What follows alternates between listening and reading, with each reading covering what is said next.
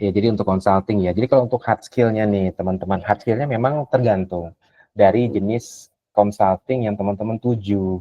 Contoh, jika teman-teman ingin menuju ke consulting teknologi, implementasi teknologi, seperti contohnya sekarang lagi rame ya, implementasi teknologi SAP atau Oracle sebagai ERP system.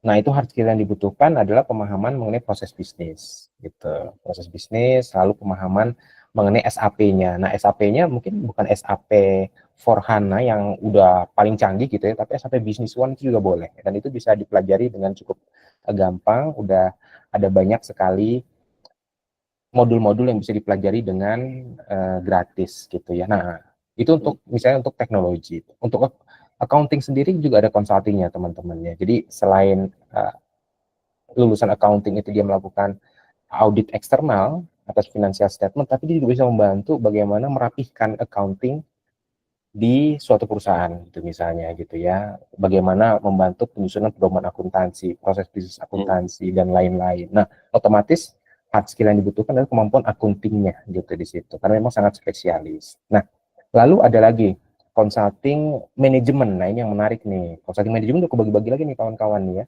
Ada strategi consulting. Ini yang jagoannya itu udah kita akui lah, itu ada McKinsey, BCG. Dua itu di Indonesia ya.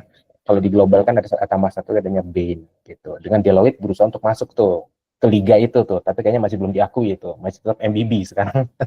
Belum MBBD gitu ya. Ya. Tapi ya fine aja, nggak apa-apa gitu, karena memang kita akui mereka sangat jago sekali lah di strategi consulting. Nah, strategi consulting termasuk juga transformasi organisasi.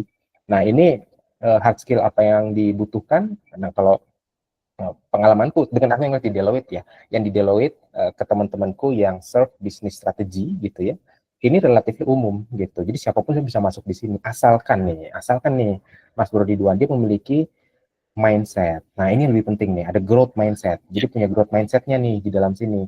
Kenapa? Karena sebenarnya sebagai konsultan, kita itu benar-benar harus bisa deal dengan ketidakpastian, sehingga harus adaptable. Nah, ketidakpastiannya apa? Contoh, kita diminta untuk melakukan transformasi manajemen resiko gitu misalnya ya.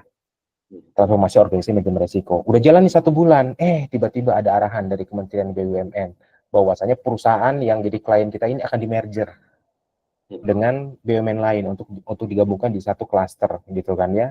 Nah, sehingga untuk transformasi manajemen resiko di perusahaan ini kan harus nunggu dulu tuh hasil mergernya, dan di perusahaan yang satunya kan udah juga tuh memiliki manajemen resiko, ini alignment-nya ini seperti apa gitu.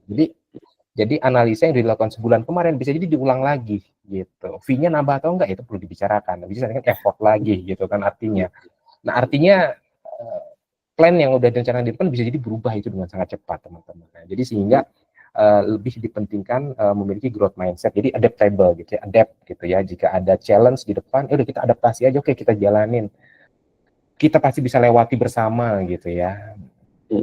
Kita cobalah hal baru gitu ya. Mungkin ini sesuatu hal yang belum pernah dialami gitu ya. Katakanlah belum pernah melakukan transformasi manajemen resiko, ya itu fine.